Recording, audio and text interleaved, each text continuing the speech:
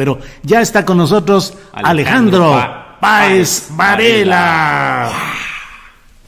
Buenas tardes, Alejandro. ¿Están? Espérate que todavía no te ponen, ya estamos aquí. Ya, Bien, ya está. ¿Tú cómo estás? Bien, pues aquí confinado, no hay muchas opciones en estos días más que estar confinado y estar pegado a tu programa y a todos los programas que puedo. Pues sí. Eso es lo que estoy. Doctorcísimo, usted es director del portal, sin embargo, que tiene tal plumas, información y todo, que es suficiente para que cualquiera se pase la vida completa ahí dedicado a la precisión y a la calidad del portal que tú diriges. Luego eres coconductor de el programa Los Periodistas con Álvaro Delgado de lunes a viernes, 2 horas en Radio Centro y en La Octava. Luego, además de eso, escribes libros, eres novelista, cocinas espléndidamente. Pues, ¿qué, tú no duermes o qué? Pues es una muy buena pregunta. También conozco gente que no duerme y que no cocina. Ya, ese sí es un desperdicio, no dormir y no cocinar. Pues sí. No, pues bueno, encantado, Julio. En realidad soy hiperactivo, esa es la respuesta. ¿Eres hiperactivo? Sí, pues sí, hago, brinco, corro, hablo, escribo. Tiene sus complicaciones ser hiperactivo, ¿eh? Tiene sus complicaciones. ¿Por qué? Obviamente, pues duermes pocas horas. ¿Cuánto tiempo duermes tú, Alejandro? Bien dormiditas, duermo 5 horas y a veces duermo menos horas. ¿Y andas todo el día bien? Bien. No tiene.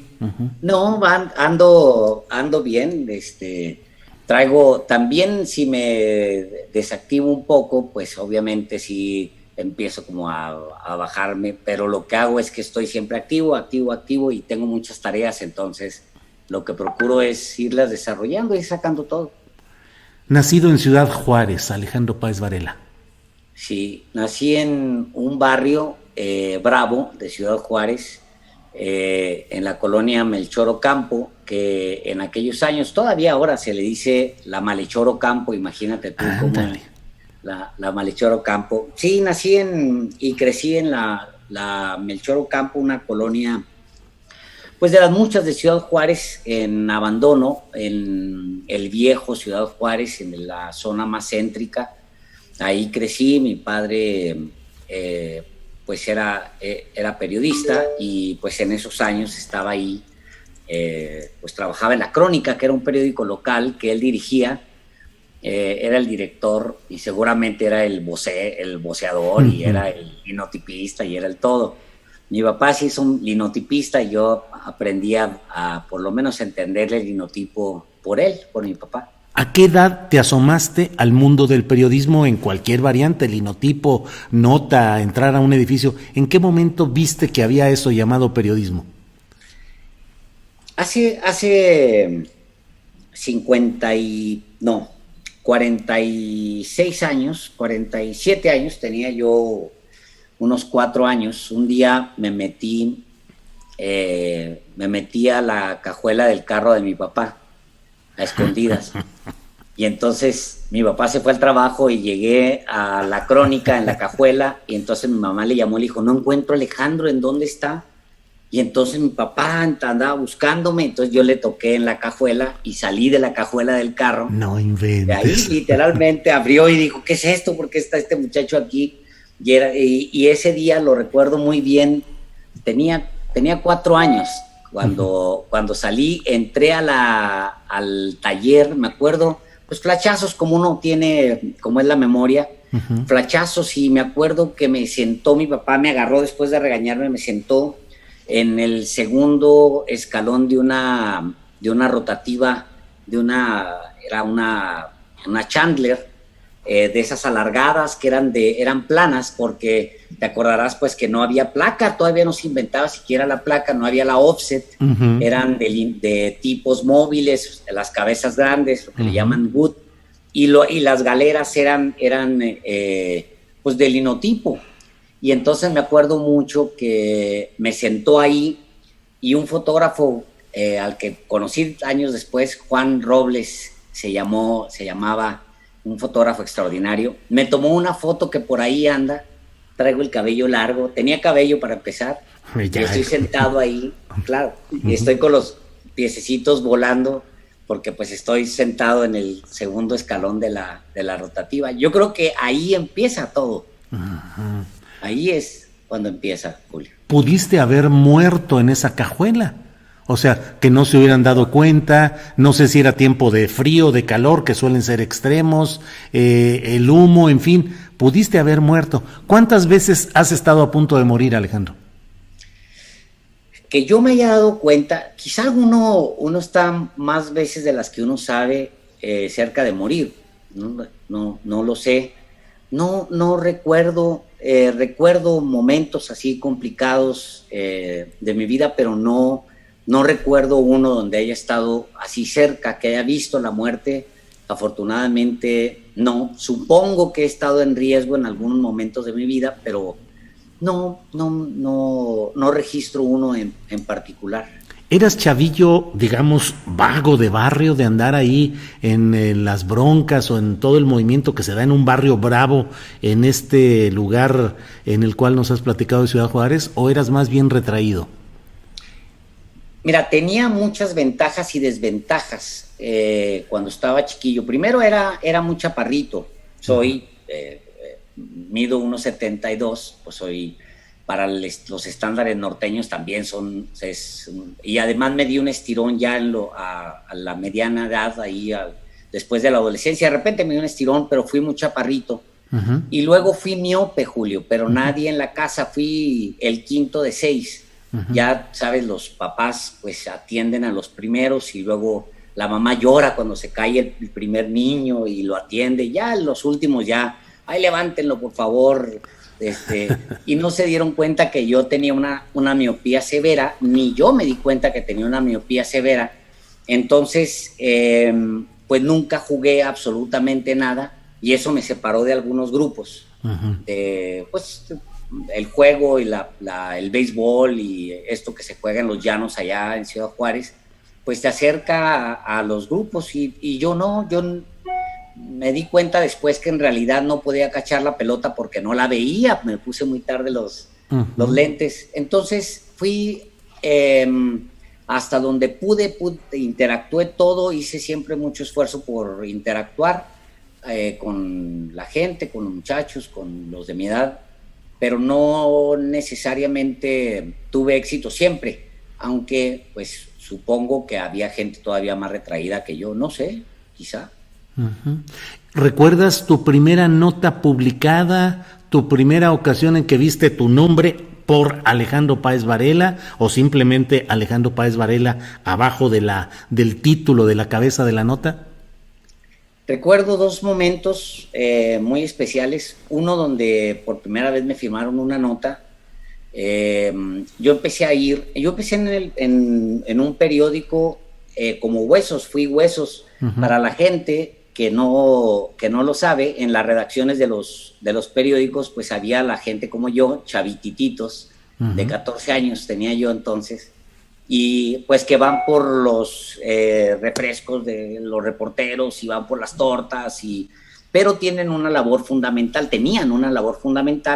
que era recoger el hueso, o sea, uh-huh, ir con el reportero, agarrar la nota, llevársela al jefe de información, el jefe de información revisaba, cabeceaba en su computador, en su máquina de escribir, uh-huh, marcaba ahí y luego 3 puntitos, 24 puntos negras, y luego le ponía unas indicaciones para la cabeza. Uh-huh. Y ese que llevaba y traía el hueso es el contenido, uh-huh, pues se le llamaba en las redacciones Hueso. Fui Huesos, así empecé en una redacción como Huesos, uh-huh, y como era muy flaquillo en esos años, siempre me dijeron Huesos, ya siendo reportero, y ya años después me siguieron.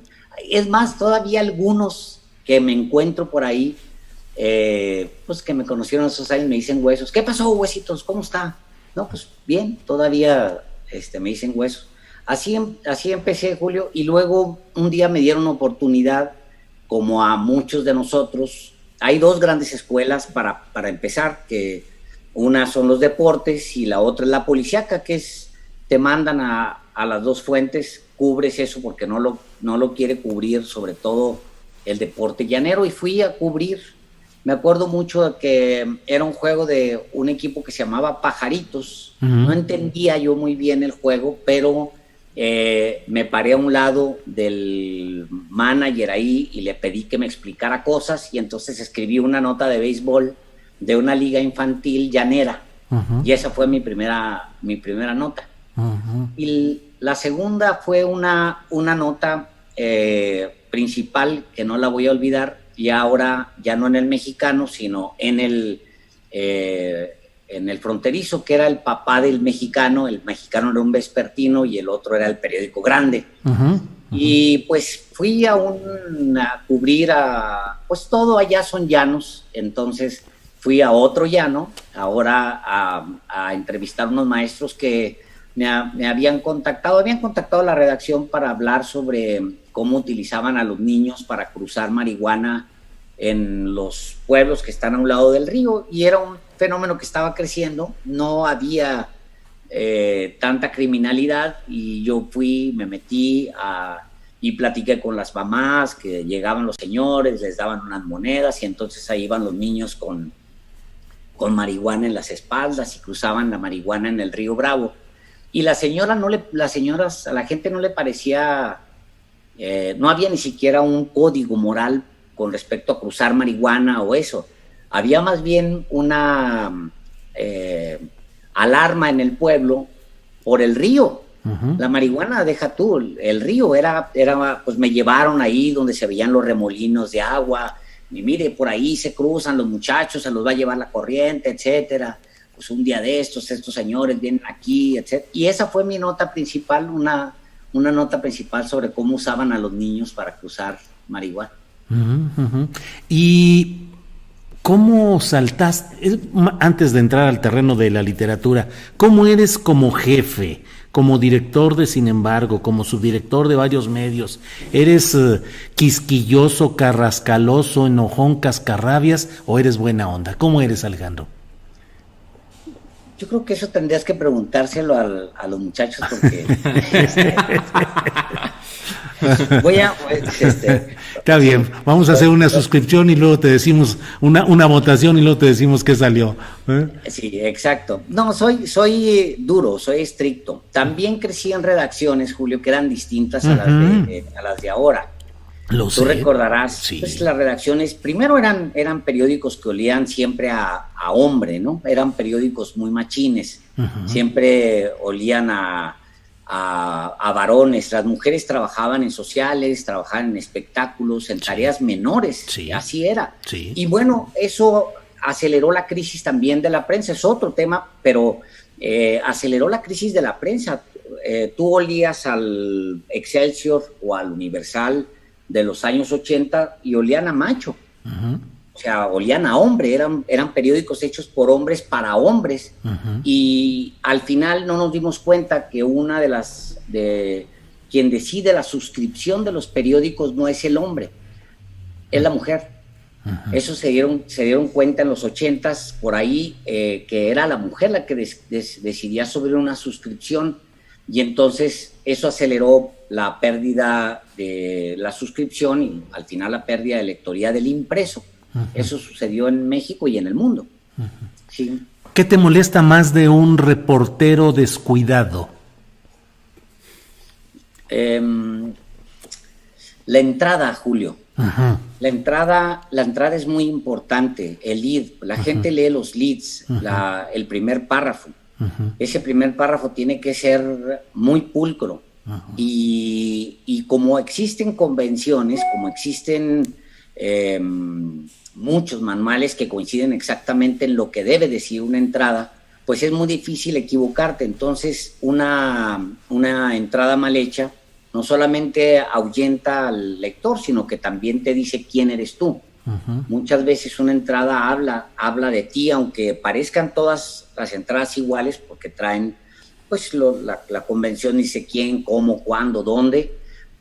Muchas veces una entrada dice exactamente qué eres. Entonces, si descuidas una entrada, descuidas todo. Y tengo la sensación, Alejandro, de que hay un segmento importante de reporteros que no se preocupan por una entrada fuerte, que empiezan describiendo un poco en cascada las cosas sin preocuparse por concentrar todo en la entrada inicial, y que sienten que es un relato más que una nota o un reportaje en el sentido tradicional. ¿Coincides en esto? Sí, hay descuido porque hay malentendidos. Uh-huh. Una nota es una nota. La nota tiene un código. Tú tienes que decir, decían los viejos que donde coma punto y donde punto la chingada. Uh-huh. A lo que se referían es que cuando estaban editando ya en las galeras, uh-huh, había una coma, y tú esa coma la podías convertir con una navaja, le podías quitar la colita de abajo a la coma, uh-huh, y dejarla como punto, donde coma, punto, uh-huh, y donde punto, a la chingada, todo lo demás se borra. Uh-huh. Y eso nos permitió a los periodistas entender que todo el cuerpo de la nota puede irse, uh-huh, en algún momento por una edición o por decisión del lector. Así es. Entonces, si tú descuidas la entrada, en una nota informativa, si tú descuidas la entrada, descuidas absolutamente todo tu contacto con el lector. Uh-huh. Pero si haces crónica, pues esa es otra historia, ¿eh? Ahí puedes ser tan libre como tú quieres, o en el reportaje puedes ser libre como tú quieras. Uh-huh. Sí. Ahora, de todos estos terrenos brincaste a la literatura. Si estás de acuerdo, de ratito le entramos al tal cubilete, que lo podemos hacer ahora de manera electrónica, y ya nos preguntamos lo que queramos en ese terreno. Pero sí te pregunto, ese brinco a la literatura, ¿qué significó en ti? ¿Una confirmación de tu experiencia y tu vocación periodística, o un salto a la ficción para deshacerse un poco del rigor de lo periodístico? La novela es muy rigurosa. Yo no hago cuento, hago solamente novela en ficción, y la novela es muy rigurosa. De hecho, la novela tiene más complicaciones que el periodismo, para mi manera de ver la cosa, a la hora de sentarte. Uh-huh. Lo voy a ejemplificar muy, muy fácil. Si uno llega a un lugar a hacer periodismo, todo lo que ves puedes incorporarlo a la nota, pero lo estás viendo. Cuando tú estás escribiendo una escena del siglo XIX, tienes que saber primero si había zapatos y qué marcas de zapatos había. Uh-huh. Y no había luz, y cómo eran las escenas en un atardecer, en un mundo donde no había en la mayoría del planeta no había tanta contaminación. ¿Cómo vestía la gente? ¿Existían estos botones o no existían los botones? ¿Cómo se cortaban el cabello? ¿Cuál era la moda del cabello? Entonces hay un ambiente que tienes que rescatar y meterte en el ambiente y tratar de conservarlo en ti cada vez que escribes, porque de otra manera la novela se va a ver pues ficticia. Entonces hay una mayor complicación para la ficción entrar que para el periodismo, porque hay muchos valores en el periodismo que ya los damos por hecho, y en la novela, como estás recreando de ser un mundo distinto, tienes que comprártelo tú mismo y luego ponerte a escribirlo. A estas alturas, Alejandro, ¿te enorgullece o te causa una cierta zozobra la fama que tenemos los periodistas? Es decir, ¿qué juicio tienes sobre el periodismo que te ha tocado vivir fuera de ti, es decir, ejercido por otros, y el tuyo mismo? Mira, yo siento una gran pena y también una gran vergüenza de que hayamos desperdiciado un periodo tan largo de tiempo en donde estuvimos solos frente a la audiencia o solos frente a los lectores, sin competencia como la tenemos hoy en las redes, donde todo el mundo puede hablar, y lo desperdiciamos en muchos sentidos porque nos sentimos en algún momento omnipotentes, y eso fue nuestra propia perdición. Y con la omnipotencia y con el sentirse que superas absolutamente a todos los demás, con esa arrogancia y con esa prepotencia se cometen los excesos. Entre otros excesos, los excesos que sabemos que se cometen, sobre todo en el periodismo de altos vuelos en este país, que se cometieron durante muchos años. Este es un oficio muy corrompido y es muy corrupto y es muy fácil que el poder te corrompa, y entonces pues hay gente que supo aprovecharlo para mal del oficio y para bien de sus propios bolsillos, y eso ha tenido un reflejo en toda la prensa en su conjunto. Yo reniego mucho cuando el presidente habla y generaliza, y lo digo y me mantengo diciéndolo y lo escribo, y es que como él dice, no somos iguales. No somos iguales. Yo no soy como todos esos a los que él envuelve con un discurso generalizador. Me molesta. Luego él ha venido decantando y focalizando muy bien sus quejas, porque también conservarse fuera del poder, también conservarse lejos de esa tentación, ha sido un esfuerzo importante de muchos periodistas que son honestos y que no son los señores estos que han dirigido las televisoras durante décadas y que han tenido un superpoder sobre una audiencia a la que maleducaron y menospreciaron, ¿no? Uh-huh. Entonces, pues sí hay una cosa de vergüenza. Por el otro lado, yo soy el hombre más feliz de haber decidido en algún momento de mi vida ser periodista. No habría sabido hacer otra cosa. Es lo que yo quería hacer y es lo que he hecho toda mi vida. Tenía un amigo, un maestro, que decía que se había ganado todo con el sudor de sus dos dedos, uh-huh, porque escribía con 2 dedos, como yo escribo con 2 dedos. Estoy siendo de ese tipo de periodistas que aprendió la máquina de escribir en la redacción. Uh-huh. Y a veces con 2 dedos se escribe con la mayor velocidad, como si usaras los 10. ¿Tú escribes rápido? Sí, escribo muy rápido. Conocí a un cuate, uh-huh, se apellidaba, era un cuate muy hábil, muy, muy bueno para escribir, y era Osorio, se apellidaba, un tipo extraordinario. Las mejores entradas y las mejores crónicas eran las de él, y escribía con un dedo. Nomás espaciaba con era muy curioso porque daba espacios con y con estaba así, y luego le daba vuelta al papel, ¿no?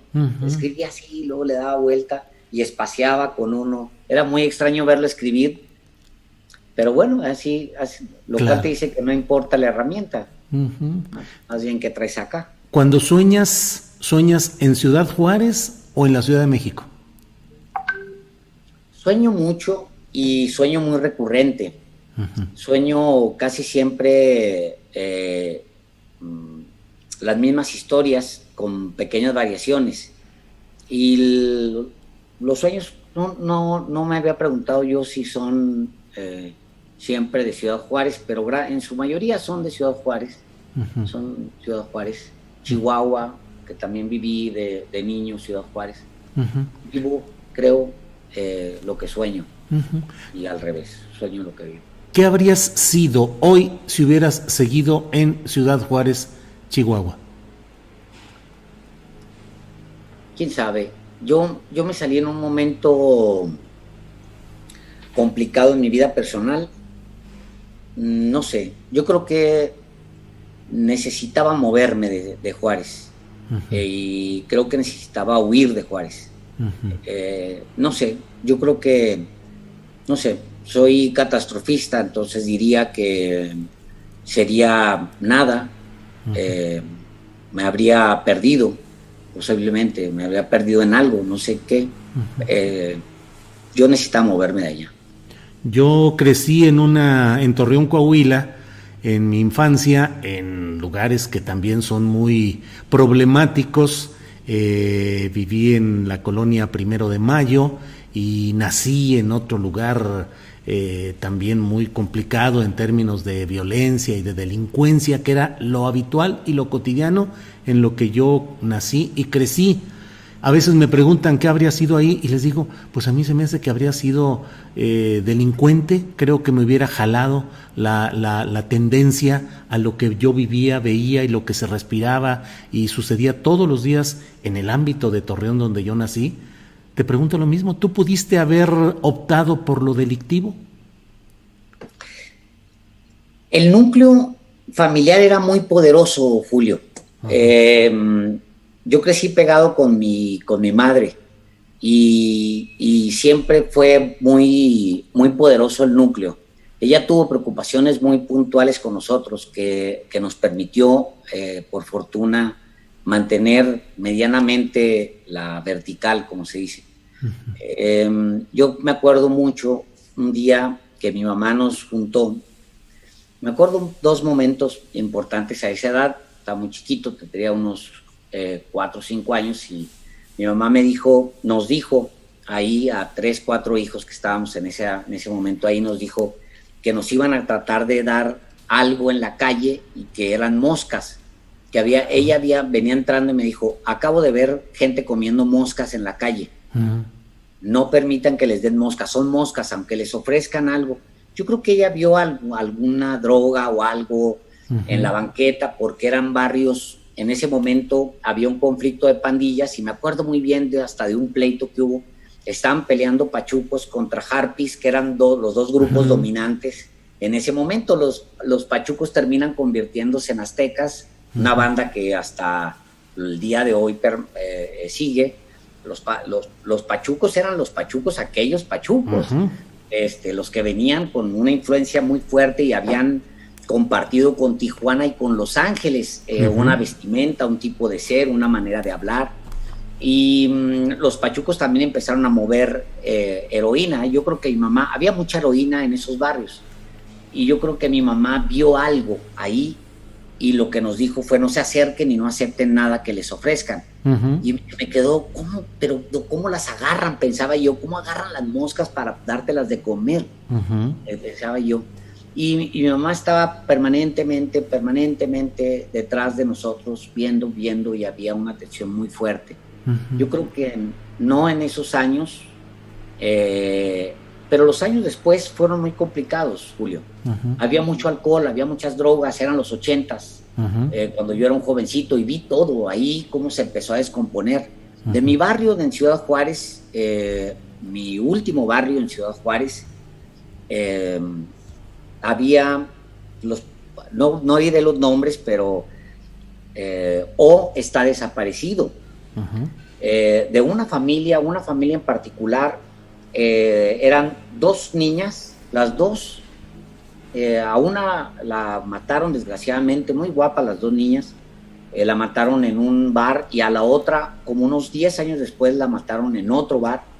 De otros muchachos que vivían ahí, hay 2 que eran, ni voy a dar señales, pero eran 2 muchachos, muy buenos muchachos en su momento, están detenidos en El Paso por tráfico de drogas y por criminalidad, etcétera. O sea, todo mi entorno, Julio, era un entorno que se estaba pudriendo en esos años, pudriendo, se estaba descomponiendo de una manera brutal, pero yo ni nadie se estaba dando cuenta que eso se estaba descomponiendo a esa velocidad.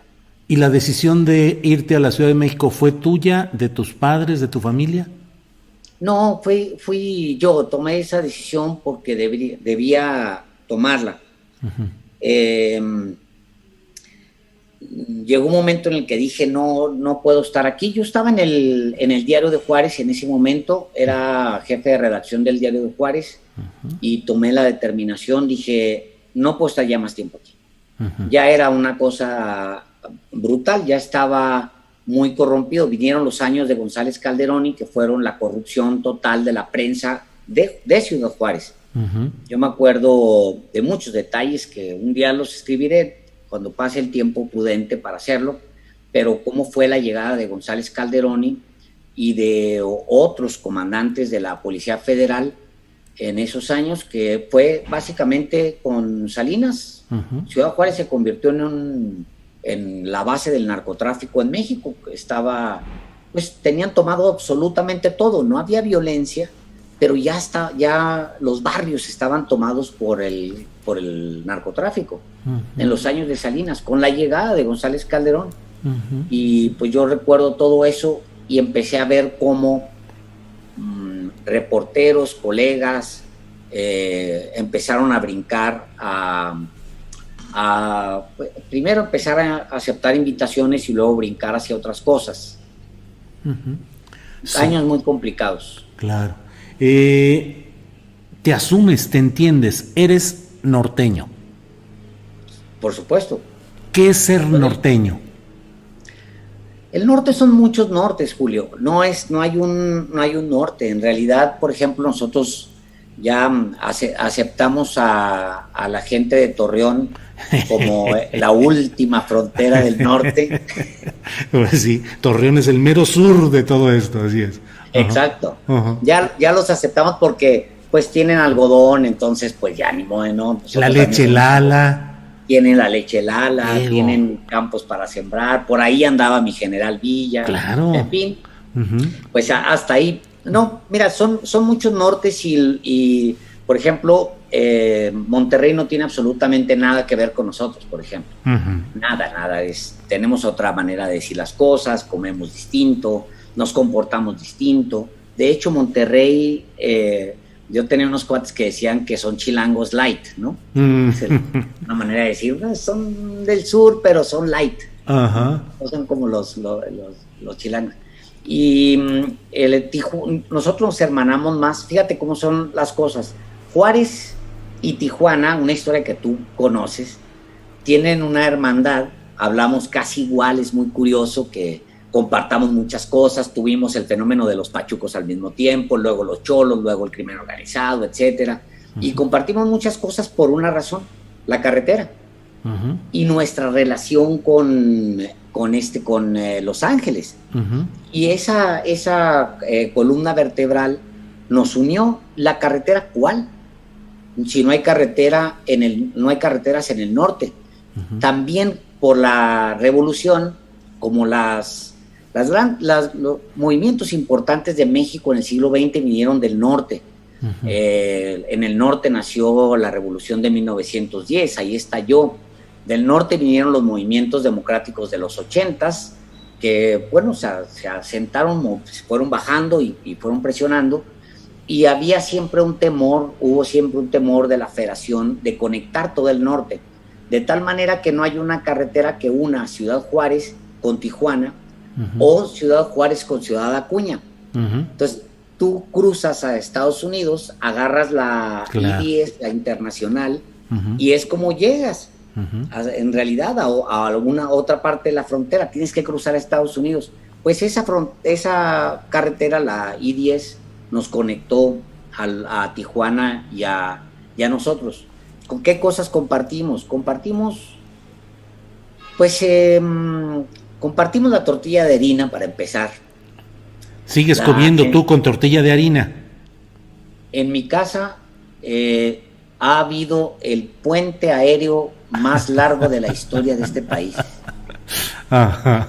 Van y vienen los productos. Baja la tortilla de Chihuahua, congelada, en bolsas, quien va, la trae, etcétera. Casi siempre tengo, y bueno, ya he encontrado más o menos dónde comerme de repente una tortilla de harina.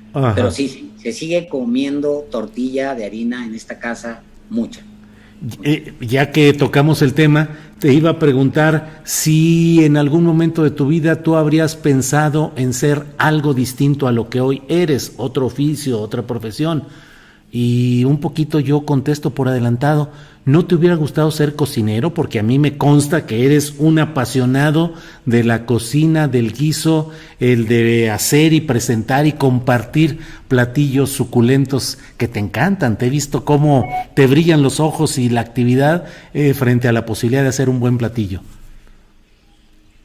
No, la cocina me gusta mucho por la idea de compartir. Ese es lo que me gusta en realidad de la cocina. Presentar. Si estoy yo solo en la casa, resuelvo con un sándwich o lo que sea. Pero si estoy acompañado, pues obviamente tengo un mayor esmero con mi cocina, pues procuro hacerla por la idea de compartir, eso es lo que me gusta más. Creo que les comentaba a ti y a Julio Alejandro la vez pasada que yo nada más tenía 2 opciones extras de oficio, y las 2 se me cayeron en el camino. Yo pude haber sido bombero en algún momento porque de chiquillo pensaba que yo había nacido para ser bombero, me gustaba cómo se veía un bombero con su y la idea de estar regando agua todo el día, pues era bastante padre, sobre todo si vives en el desierto. Y la otra era ser llanero solitario, que también era una muy buena idea cuando yo estaba chico. El antifaz, la estrella, el sombrero, ser llanero solitario también parecía una buena idea.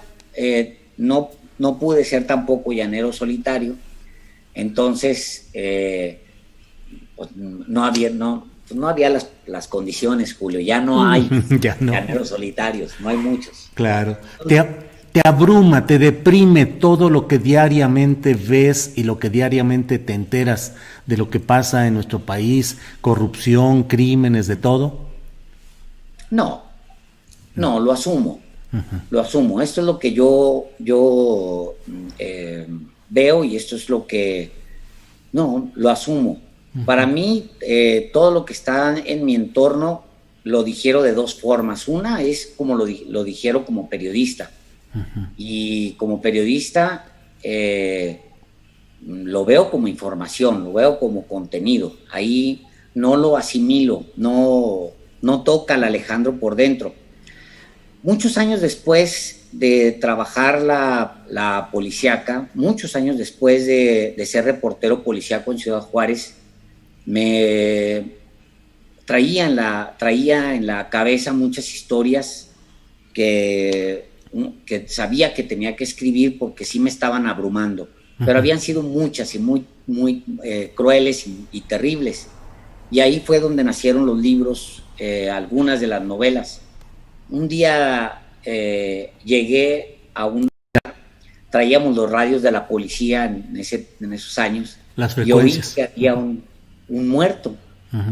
Y entonces, pues yo estaba, me acuerdo mucho, en la cárcel de Piedra, una cárcel vieja que hay en el centro, en el corazón de Ciudad Juárez, y ahí voy de la cárcel de Piedra a un barrio a unas 15 cuadras de ahí, y llegué y había un niño llorando sentado en la banqueta, y luego entré y estaba otro niño con los ojos abiertos acostado en un colchón. No había llegado la policía. Llegamos Miguel Perea, que era el fotógrafo, que casi me hizo reportero a mí, un fotógrafo extraordinario. Y entonces, cuando me acerqué, Miguel me dijo, hágase para atrás, Alejandro. Entonces me hice para atrás, y estaba un hilo de sangre que corría por el costado del otro niño, y salimos, estaba el niño muerto, salimos, y estaba a un lado del otro niño estaba un cuchillo. Se pelearon por un gansito que estaba ahí tirado, y el otro niño había agarrado, la mamá estaba en la maquila, en la industria maquiladora, no estaba ahí, y había agarrado el otro niño solos. Habían durado 10 horas, o duraban como duran esos niños, horas y horas mientras la madre trabaja. Había agarrado un cuchillo, lo había querido asustar, o creo, no vi maldad, le había enterrado el cuchillo directo en el corazón, y el niño se había caído hacia atrás y el otro estaba afuera llorando. Y son escenas que vi una y otra vez de la tragedia social de un país con una gran marginación y con una gran pobreza, y todas esas historias pues sí te terminan por hacerte alguna bolladura en la armadura de reportero que traes adentro. Como ciudadano, y en momentos como los que hoy vivimos, ¿hay algo que te indigna, que te enoja, que te hace por dentro tener casi un grito de rabia? La gran maravilla, la gran maravilla que la gran transformación que sufrió mi vida en los últimos tiempos fue cuando me invitaste tú a formar parte de tu equipo en la radio, porque eso transformó completamente algo adentro de mí, porque por primera vez, Julio, y lo puedo decir, me abrí para expresar lo que sentía adentro. En la radio, con ustedes, en las mesas, en todos los espacios que tú me abriste, ahí pude expresar muchas cosas y me doy cuenta ahora que he estado muy enojado y que no lo he dicho, que he estado muy molesto con todo y no lo he dicho. Lo he escrito, he tratado de escribirlo, pero no tiene ese impacto como decirlo abiertamente y como procuro hacerlo cada vez que tengo la oportunidad y tengo un micrófono. Y no me había dado cuenta que eso era posible. De verdad lo digo con mucha franqueza, porque pues he escrito tanto, he dicho tanto, he hablado tanto, que hasta ahora me doy cuenta que ese espacio que se abrió a partir de que tú nos incluiste a Álvaro y a mí, pues ya es irrenunciable. Me acabo de dar cuenta que estoy muy encabronado y que tengo muchas ganas de decirlo, pero con mi voz, con mi cara, decirlo. Y sí, ha venido cambiando algo adentro de mí. Alejandro, no es suficiente la prensa escrita, y te lo digo yo que tengo también 20 y tantos años escribiendo de lunes a viernes una columna, y que también como tú de pronto me doy cuenta que la reflexión, el enojo, el señalamiento a través de los medios electrónicos, de radio, de televisión, a veces tiene más resonancia. ¿Qué piensas sobre eso? ¿Tiene más fuerza los medios electrónicos que el reposo de la palabra escrita?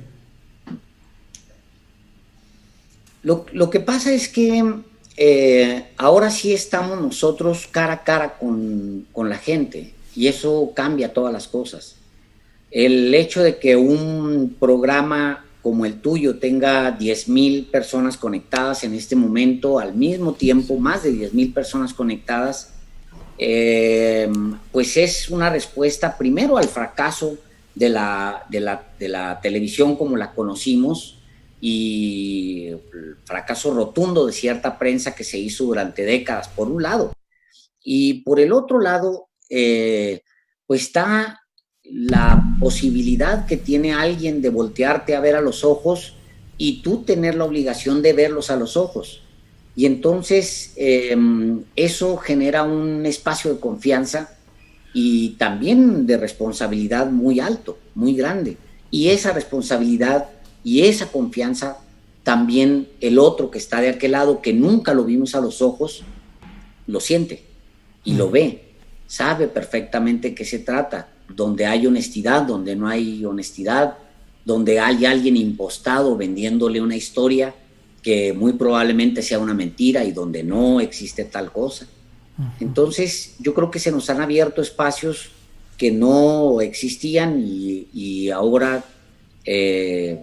mi reflexión es que qué bueno que existan espacios como este en el que estás tú, qué bueno que existan espacios donde podamos ver a la gente a los ojos y decirle, pues esto soy.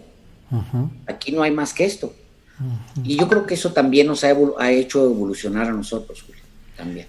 En esa pelea por buscar que haya autenticidad, sinceridad, compromiso, vamos, y disculpa que utilice el plural asociándome a ti y a otros compañeros a quienes respeto plenamente en su oficio periodístico y que estimo en lo personal, pero te diría, ¿vamos ganando o vamos perdiendo la batalla por un periodismo honesto, crítico y valioso? ¿Vamos ganando o vamos perdiendo en estos momentos?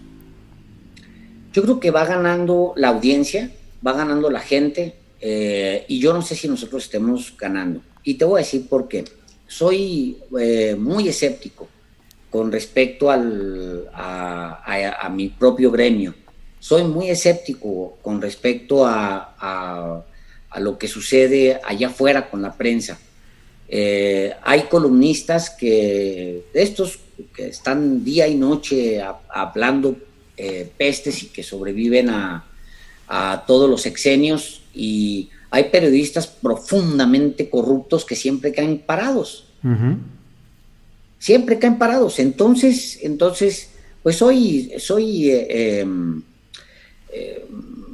no lo quiero decir así. Lo que puedo decir es que yo no sé si los periodistas honestos vamos a ganar algún día, o si el periodismo deshonesto va a estar siempre dominando, pero es un yin yang que vale la pena luchar. Uh-huh. Es una batalla personal que vale la pena mantener, continuar hasta el final. ¿Te han ofrecido ser cónsul o aceptarías ser cónsul? No me lo han ofrecido, y por supuesto que en Turquía. No, yo no me he acostado con nadie, Julio. ¿Cómo que no? No, ¿A qué te refieres? No, bueno, yo no estoy citando lo que está escrito en los libros. Pues ahí, sí, ¿no? por viva voz, por la propia implicada. Claro. Sí, pues sí, digo, no tiene nada, absolutamente nada. Es un tipo de experiencia que ella quiso compartir y que además lo volvió un estilo. Uh-huh. Recordemos que la persona de la que estamos hablando pues tiene libros donde platica cómo se acostaba con los generales, cómo se acostaba con los jefes de Estado, etcétera. Eso está escrito ahí, y además fue una manera de comunicar. Uh-huh. Eso es lo que ella quiso transparentar en su momento. Escurre corrupción en todo eso. Uh-huh. ¿No? Y no, lo de menos es con quién tiene sexo y con a quienes procuras. El tema ahí es que detrás de eso hay una profunda corrupción, y la peor corrupción de todas, que es la que tratas de justificar moralmente. Uh-huh. Por lo menos había viejos, tú recordarás, y ejemplos nos van a sobrar a ti y a mí para contar, uh-huh, de gente que era corrupta en las redacciones y se asumía corrupta. Sí, claro, sí. Pues digo, esa gente, por lo menos al final le agradeces para poder decir, ese no quiero ser yo. Uh-huh. Por lo menos. Uh-huh. Pero pues hay otra gente que trata de justificar la corrupción y la corrupción moral, y pues no, ahora sí es muy decepcionante el caso que estamos hablando, es muy decepcionante. Sí, es muy decepcionante. Sí, a mí lo he dicho, me parece que no solo fue una incongruencia, sino una aberración del presidente de la República, Andrés Manuel López Obrador, premiar este tipo de periodismo, y además con una explicación que dio al siguiente día, que debo decirte, Alejandro, que a mí me desconsoló, me deprimió ver al presidente de México, que es el emblema de muchas esperanzas de cambio, justificando con una palabrería sin sustancia y sin fundamento una designación que no es más que un acto de cuatismo, de amiguismo o de quién sabe qué circunstancias, pero que si ese es el valor que en Palacio Nacional le dan al ejercicio periodístico, híjole, pues está complicado. Y de ahí brinco, para no estacionarnos en este tema, mi estimado Alejandro, ¿cómo ves a estos momentos? Digo, ya sé que lo dices diariamente en tus escritos, en tu exitoso espacio que estás teniendo en las mañanas de Café y Noticias, Sin Embargo, que va creciendo y que va agarrando mucha fuerza, y bueno, los periodistas y tus columnas, pero ¿qué piensas de lo que está pasando ahorita en México y del presidente López Obrador, en esencia?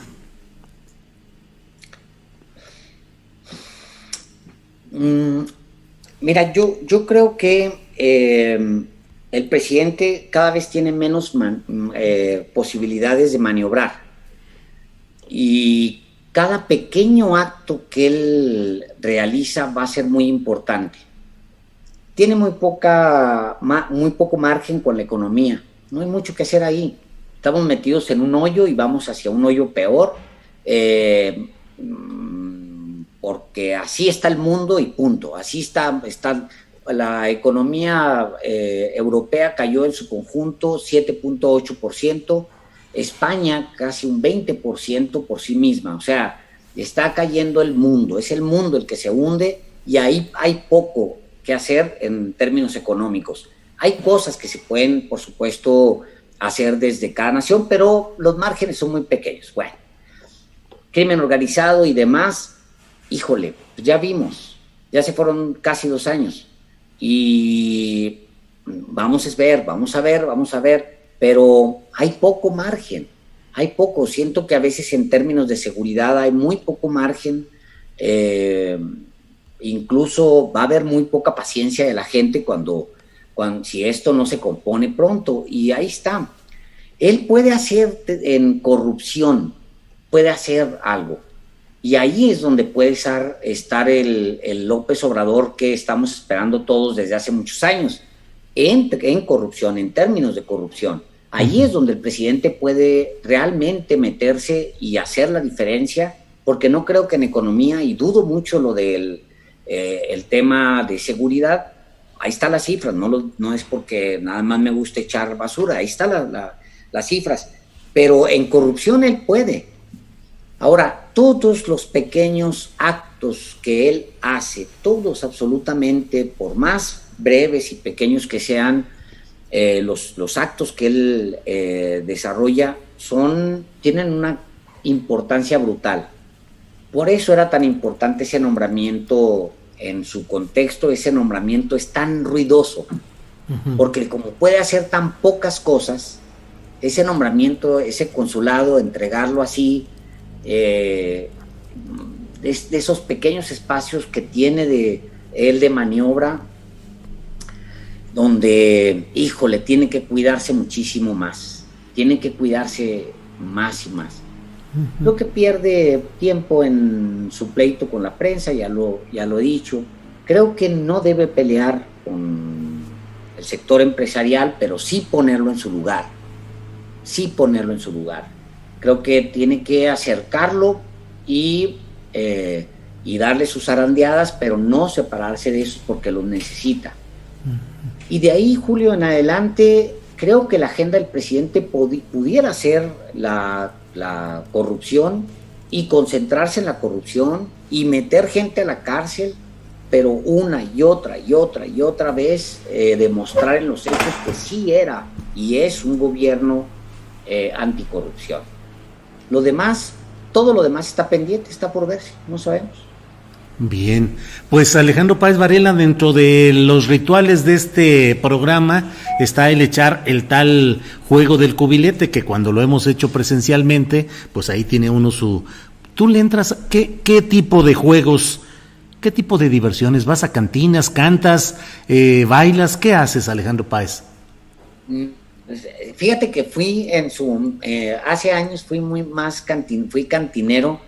Pero ¿me crees que ahorita que tengo toda la semana diciéndome, tengo que meterme a buscar qué onda con el cubilete, tengo que buscar qué onda con el cubilete porque soy malo, pero malo, pero pues juguemos cubilete, Julio. Desde luego que no puedo decir la infidencia, no puedo ser indiscreto y decir que en alguna ocasión en la que hemos ido con otros compañeros periodistas por ahí a algún bar o cantina de la Ciudad de México, el bolero, el mesero, señor Alejandro, todo mundo te saluda y todo mundo te conoce ahí, y conoces los platillos y todo lo que uno puede degustar por esos lados. No debo decirlo, ¿verdad? No, sí, claro, por ¿Sí? supuesto. ¿Sabes qué? Te voy a confesar una cosa. Uh-huh. En la cantina del Centenario, uh-huh, siempre me he sentado en un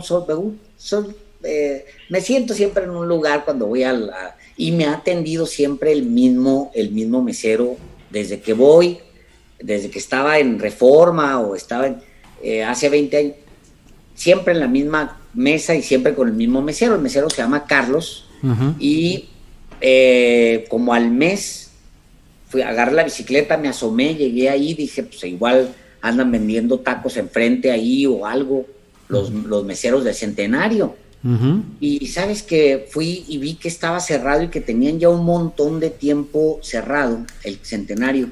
Y entonces me acordé que para hacerle una entrevista quería yo platicar con el bolero, un uh-huh, bolero que también va mucho ahí. Y entonces le marqué al bolero porque traía su teléfono y le marqué. Uh-huh. Dije, ¿qué pasó, bolero? No, perdóname, era el de los toques. Esos toques así, sí, que... eléctricos. Le marqué toques eléctricos. no nos vayan a tomar otra acepción de la palabra. Sí, no. Se llama, de hecho, mira, lo tengo como Toques. Toques, ahora verás. Javier Toques, mira. A ver si se ve ahí. Ahí está, Javier Toques. Ajá. Le marqué a Javier Toques y le dije, oiga, Javier, ¿y Carlos? No, pues es que tienen casi 2 meses sin trabajar y quién sabe qué. Le dije, dígale que me marque o deme el teléfono. Ahorita se lo busco. ¿Y me crees que le deposité a Carlos? Le hice un depósito chiquito de dinero, por lo menos para que tuvieran ahí, porque pues, de eso viven de propinas. Pues sí. Y, o sea, con eso quiero decir que lo tengo muy familiarizado y socializado. Sí, el tema y luego uno llega ya a la cantina y dicen, aquí es cortesía del señor Alejandro que le manda a bolear los zapatos, y a ver, las mejores boleadas, y a ver, don Alejandro, y todo eso. Alejandro, vamos a entrar al cubilete a ver cómo nos va. Ya sabes que el que gana le pregunta lo que quiere al otro en el tema que quiera. Así es que, si estás de acuerdo, vamos a entrarle con que Andrés Ramírez nos ponga la jugada correspondiente a ti. Perfecto. Ándale, 2 ases y 2 jotos. Bueno, pues buena jugada. Andrés, a ver ahora, por favor, la que correspondería a mí.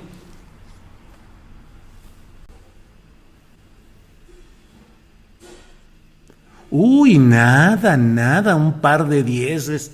No, pues hasta aquí llega el programa. Muchas gracias por haber estado con este momento. Ya se nos hizo muy tarde, las 3 de la tarde con 8 minutos. No, pues ya para cerrar, mira, hazme la pregunta, contesto rápidamente y digo hasta aquí llegó todo. Mala suerte. Adelante, sí, mala. A ver, aquí va. Viene. ¿Alguna vez te han ofrecido dinero, Julio? Sí, claro que sí. Es decir, por el ejercicio periodístico. Claro. Sí, claro, yo era reportero político de La Fuente Política, cubrí entre otras algunas campañas presidenciales, algunas elecciones de gobiernos estatales, y era tradicional que llegaba el jefe de prensa y tocaba a la puerta de tu hotel y te decía, aquí le traigo el encargo del gobierno del estado, un saludo del señor gobernador con el sobre en la mano. Sí, claro, varias veces. Luego ya llegó el momento en el que me hice de tan mala fama que ya no me ofrecían, pero claro que sí hubo momentos de esos, claro, Alejandro. Gracias. Bien, pues Alejandro, muchas gracias. Gracias por esta oportunidad de platicar contigo. Ha sido una plática pues con mucha amabilidad tuya, con mucho asomarnos a tu vida, a tus experiencias, a tus vivencias. Aprecio mucho todo, sabes el aprecio que hay profesional y personal hacia ti, y bueno, pues gracias por esta ocasión, Alejandro. A ustedes dos, muchísimas gracias. Gracias por invitarme.